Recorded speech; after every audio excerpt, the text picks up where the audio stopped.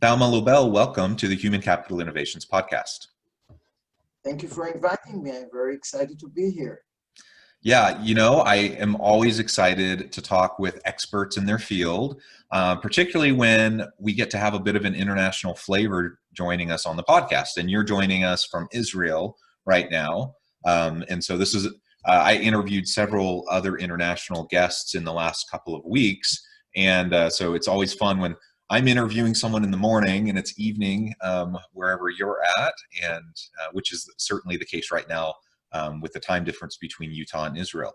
Anyways, it's a lot of fun to have the chance to meet with you today. I appreciate you taking time out of your busy schedule and sharing your insights with my listeners. As we get started today, I just wanted to share Thalma's bio with everybody. Thalma E. Lobel is an internationally recognized psychologist who has served as the chair at the School of Psychological Sciences at Tel Aviv University, the director of the Alder Center for Child Development and Psychopathology, the dean of students, and a member of the executive board of the university. She has been a visiting professor at Harvard University and a visiting scholar at Tufts University, the University of California at San Diego, and New York University. Lobel has published dozens of articles in some of the most prestigious academic peer-reviewed journals and has received many prestigious research grants. Her latest book, Sensation, was published in 15 countries. And for more information, you can go to her website at thalmalobel.com. Today, we're going to be focusing our attention on Thalma's recent book, Whatever Works, the Small Cues That Make a Surprising Difference in Our Success at Work, and How to Create a Happier Office. I thought this was a particularly well-suited book and topic for this podcast, and so I'm thrilled to have someone of your prestige and stature in the academic community who's doing such practitioner-oriented work as well, to have that opportunity to talk with you today.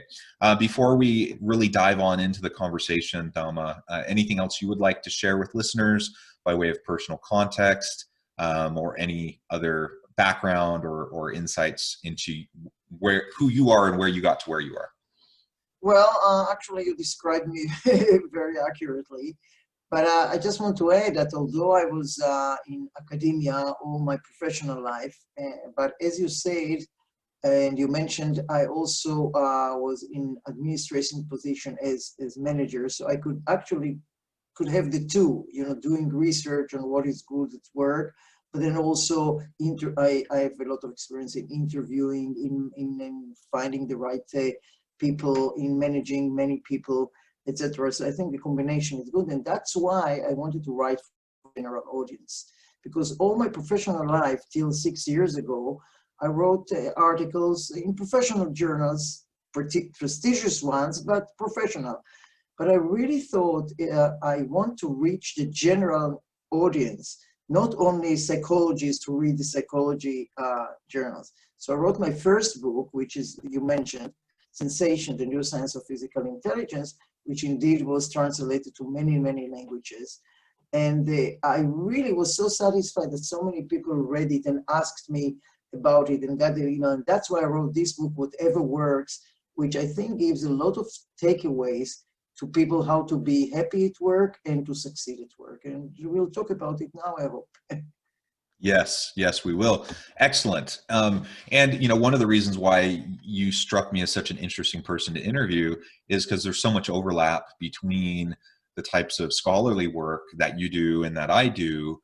And we both have a lot of that scholar practitioner kind of orientation and experience. So I've had a similar background to yours. I'm a sociologist rather than a psychologist. But I teach in the business school, and I've had administrative roles and positions, and I do consulting work. And it's been a really nice combination to bring those two worlds together. And I, just like you, I've had that same frustration. I've published a lot in academic journals, and that has value, and it's important to further the academic endeavor, and to build upon the scholarly knowledge and increase our, our scientific understanding around these concepts and these principles. But it is kind of frustrating when you spend a lot of time on a big research project, and then you write up an article and it gets submitted. And even when it lands in a really great journal, there's really only so much that can come of that, because it's targeted towards other academics. And so even if it's picked up, if it's very widely recognized and picked up by a lot of people, that's still a relatively small group. And it isn't necessarily reaching the end of the row in terms of getting to practitioners and helping improve organizations. And so that's something that I've found, is that doing the practitioner side and connecting the scholarly to the practitioner, the management and leadership orientation in organizations, that it really gives us a chance to hit a much wider audience and to help improve the lives of a lot more people. And that's certainly been my goal throughout my career. So you've actually said exactly, you took the words out of my mouth, as you say. That's exactly was my goal. And I think I've achieved it in the last two books. Whatever Works really is targeted to the general audience and really gives takeaways how to succeed at work and to reduce stress and be happier. So it's exactly like you say. Good. And so maybe that's the answer to my first real question. And that is, why did you write the book? Perhaps it was just this drive for connecting to real people, not just academics. Is there anything else that went into your decision to write the book when you got to that point? No, it's really the combination of my expertise in these fields. As I say, the combination of being a scholar on the one hand, but also being the chair of the psychological school, dean, sitting on various boards. So I really know both sides of the coin.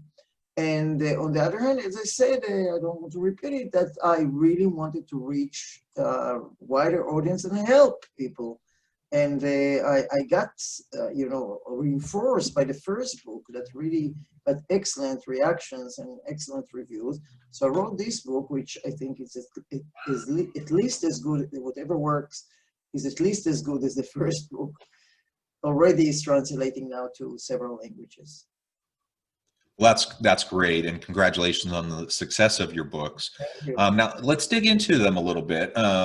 Maybe first starting with the title, Whatever Works, the Small Cues That Make a Surprising Difference in Our Success at Work, and How to Create a Happier Office. I mean, so much is packed into that.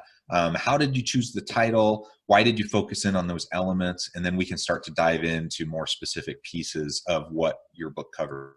Yeah. So, there are many, many books, how to succeed at work. And this book, my book, Whatever Works, is different. That's the title, I think, hints a little bit. Because it doesn't, there are many important books and excellent books, but they focus usually either on motivation, on networking, on something. I'm focusing on something else. I'm focusing on the less obvious things that are around us, but we either don't pay attention to them, or we are aware of them, but we are not aware how they influence our performance, creativity, and satisfaction. And I'm focusing on these. It's the temperature of the room, the layout of the office, the colors around us, and I'm talking about creativity, whether you should express emotions or not while you are negotiating, clothing, their effects, and all these things that we know they exist, but we don't think they matter. Usually people don't think that if there is a blue color in the room, they will be more creative. But I show in my book, which is also, I want to say, based only on studies, not only mine, mainly of many, I reviewed studies from the top researchers all over the world on these topics, and I bring these studies, and then I give the takeaway in the book. And as I say, it focuses on all these small things that are right under our nose, but we don't think that they matter much. And I show you how very easily to implement all these takeaways, you do better, you perform better, you are more creative, and you are less stressed. And yeah, and that's the frustrating thing for me as I work with organizations and as I write and speak and do this work, is that I see again and again and again organizations, well-intentioned leaders and well-intentioned organizations really making mistakes that are easily avoidable or easily fixable. And a lot of times it doesn't really even cost much money. It saves you a lot of money. And so, for anyone listening today to this episode, please just consider some of the simple things that you can start implementing and changing almost immediately with almost no cost that will produce greater productivity. It'll increase innovation. It'll increase creativity, and it'll help your team work better together. And so if we can be committed to making a better workplace environment, we can not only add to the happiness of our people, which I think has intrinsic value, but also we can impact the bottom line of the business. We can actually help the business be more successful, more efficient, and have a stronger competitive advantage in the marketplace.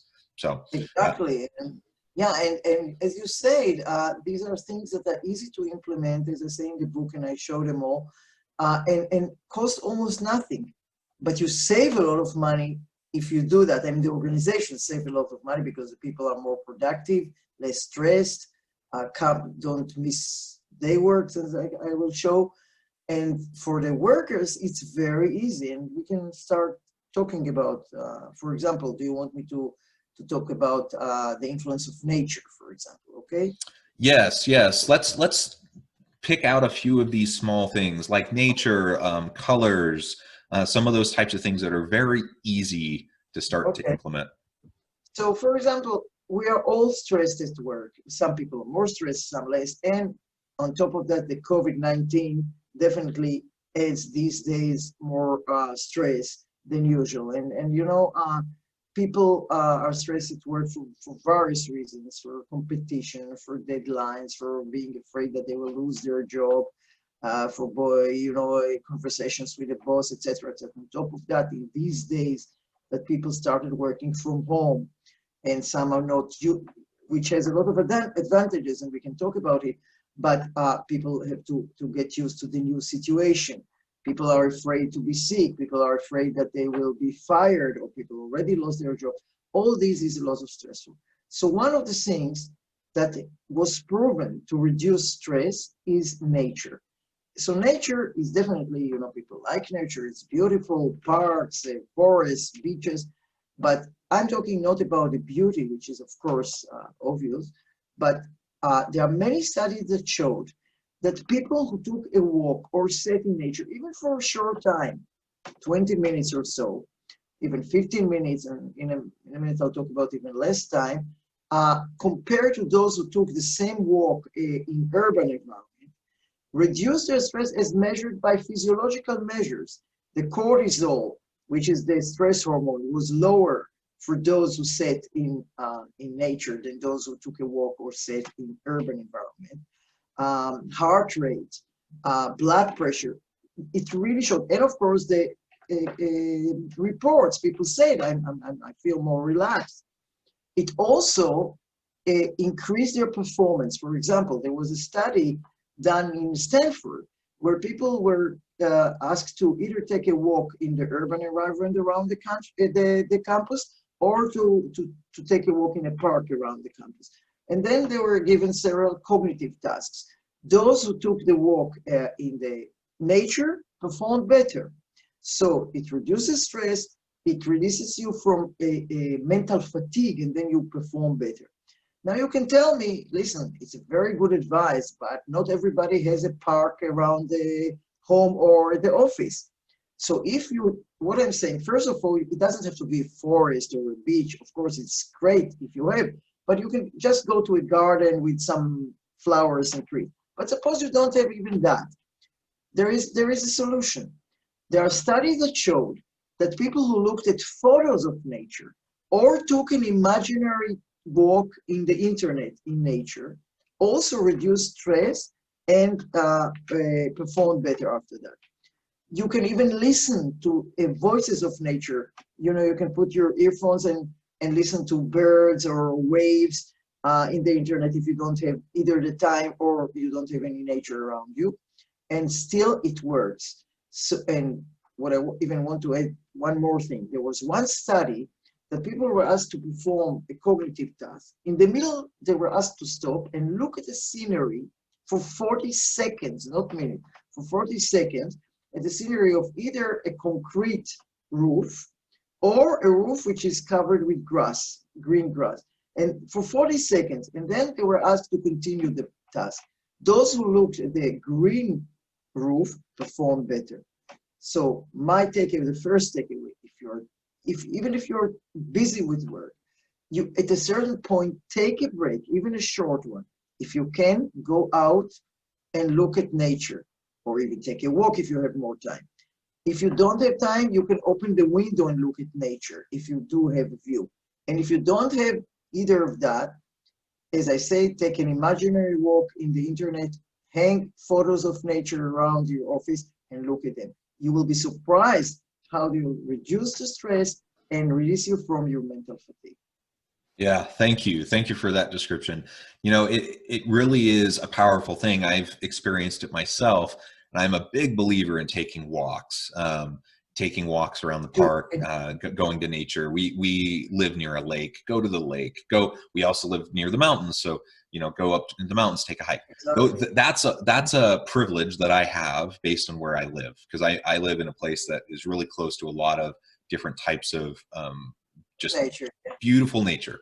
But what I really like about what you're saying is that we can start to pull this in to the workplace, into the office, in very simple ways. Just having the sounds of nature quietly in the background as you work, just having beautiful plants and some scenery in pictures around you can make a big difference. These are all very simple things, low cost or almost no cost, that people can start doing as long as employers are aware of it and provide a little bit of an encouragement towards their people to practice this, right? And part of the challenge, and you alluded to it a minute ago, is, you know, employees don't feel like they can take time off. They don't feel like they can be sick. They don't feel like they can practice self-care because they're worried about I'm busy and busy and busy. yeah, they're just so busy, and they're worried about, you know, losing their job or being passed over for a promotion or whatever. And so what leaders need to do is model this type of behavior. It's not enough for you to just say it's important to get connected with nature. You need to, you know, like actually demonstrate to your employees what you're doing, you know, to practice what you preach, and make sure your office, you know, has that feel to it. Make sure that your people can see you going on walks, so that they know it's actually okay. You're not just saying it, but you actually want them to do it because it will be beneficial to them, just intrinsically, individually, as you know, we value humans, but also it will help the team and the organization. It's not only okay, they should really, as you said, encourage them. Say, even if you're busy, take a break and do that. Because at the end, you will perform better. You'll be more productive, not less productive, even though you took a break. Yeah, absolutely. Yep, absolutely. And there's so many studies to show this. So how about things like the colors that are in your office? What does the research tell us about that? Well, there are two colors that increase creativity, and there are studies that show that. It's blue and green. The study that show that if you're working on a creative idea and you really are, you know, thinking around and you don't know, take a look at something blue or green for a few minutes. Study showed that people who looked at these colors, green or blue, or compared to people who looked at another color or didn't look at color at all, just, you know, continued working, performed better on various creative tasks that studies use, like finding a word which is connecting several other words which seem not connected, or finding unusual uses for something like a brick. These are studies that examine creativity. And so, first of all, put something blue in the room. Especially if you're working on something which demands creativity, or green. Blue is even better, but green also is good. Another thing, avoid red, by the way. Red kind of stops you, kind of signals danger or stop. It's the stop sign or the marks that the teacher made when you failed. So avoid red. And this is something very, especially when you're working on creative tasks. Another thing that helps you in creativity is doodling. When you're working on something, and there are studies that showed that when you doodle, but not straight lines, but curvy lines, people perform better on creative. They came with great ideas compared to those who did straight lines. You can also get up and walk, but also in curvy lines, not straight lines. So these are all great tips to creativity. There are more in the book. I want to talk about other stuff, but there are several, and they're all, as you see, very easy to implement. And as you say, it costs nothing. So there are many things like that that show how you can be creative when you're working on something. Stand up, walk around, or doodle, look at something blue, or look at something green, and you will see the results. Yeah, excellent. And I think I don't actually know all of the psychology behind doodling in curvy lines or not walking in straight lines. But in my mind, what I immediately think is, well, of course, if you get out of kind of linear paths of thinking, that it's going to increase your ability to be more creative, think outside the box, be more innovative. So maybe there's something about just walking, outside of a straight line that gets you in the mindset of not thinking in a linear fashion. If you say getting out of the box, I have to tell you about another study that Okay. is really interesting. To implement metaphor, people talking metaphors, thinking outside the box. So there's one interesting study that the researchers built a big box and asked one group to sit, each one individually, but in one group, they asked each one to sit inside a box. The other group, each one sat outside a box, and the third group had no books. And then they gave them creativity tasks. Those who sat outside the box performed better. So they really acted the metaphor. Another study showed that, when you have a bulb, a light bulb, which is a sign of aha, like all these animation when you have a light bulb. So the researcher came into the room and said, I see it's a little bit dark here. And in one room, he lighted a fluorescent light. In the other room, he lighted a light bulb. Those who looked at the light bulb performed better, found more creative solutions. So there are many times, as I say, there are many tips. I don't want to take all the time about talking in the whatever works that are really, again, easy to implement and surprising. I love this study. Yeah, well, that's great.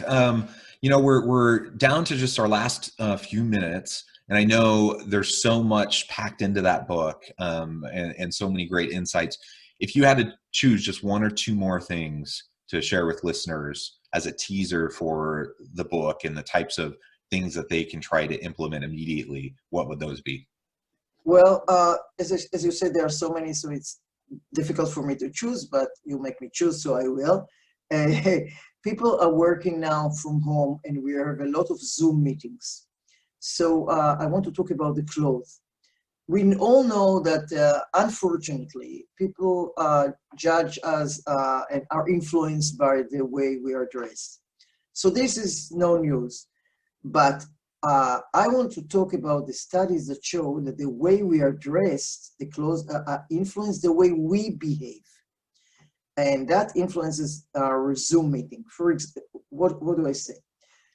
There are studies that showed that people who were asked to put a white coat, like a doctorate coat, performed better on a cognitive task than another group of people who were not given that coat. Then the researchers did another study and asked two groups to put the white coat, but in one group they said it's a doctor's coat. To the other group, they said it's a painter coat. Those who were told it was a doctor's coat performed better than those who thought it was a painter coat on the cognitive task. Another study, which I will not elaborate because we don't have time, showed that people who dress more professionally achieved better concessions in negotiations. Why do I say that? When you are interviewed in even in Zoom, and you think, you know, it doesn't matter, nobody sees, you see only my jacket as you can see me now, but you don't see what I'm wearing. You know, there are all these jokes that people got up and saw their underwear, but I'm not talking about that. I'm talking for yourself. Dress as if people see you all, because it influences the way you perceive yourself and the way you behave. So this is one example of takeaway about the clothes. There are many others, about the temperature of the room, whether you choose a window, about the influence of the daylight, a lot of things. You should read really whatever works. It really has great takeaways that I didn't make. I mean, I just reviewed the studies. Yeah, yeah, thank you. You know, I really do encourage listeners to check out Thalma, check out her book, and start to glean some of these ideas.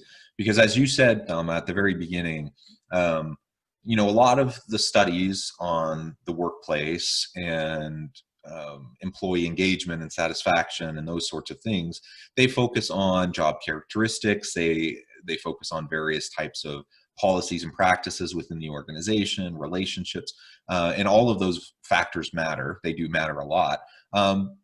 But you know, those are a little bit more challenging types of things to adjust and fix and to create, you know, a healthy culture. That can be a challenging thing. What I really love about this book and about all of the tips is that they're not hard at all, really. I mean, there are things that you can just start to pick a handful and try to implement and start to see the impact that it's having. That's not to say we shouldn't do those other things. We should, Sure.